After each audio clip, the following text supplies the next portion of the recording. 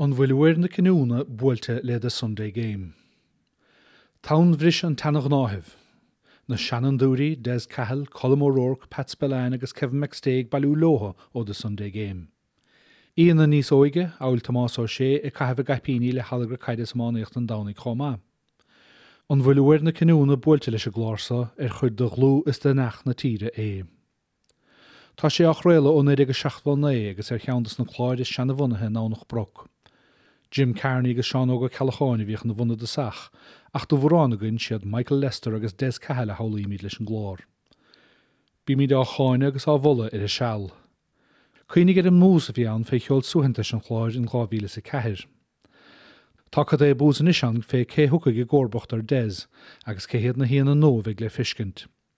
Tá bert chaintúirí gailná lu le postan láthróra, dar á cnéad agus i bhean í chuilinn. Beidir nar cheart a chuirid grána McElwain a chud as an áirimh. Tá creaaltóirí eile Aul Jackie Hurley agus Dara Maloney a lu a chomá. Cad fé Tommy Martin TV3. Cad I cheapfád a Colin Parkinson.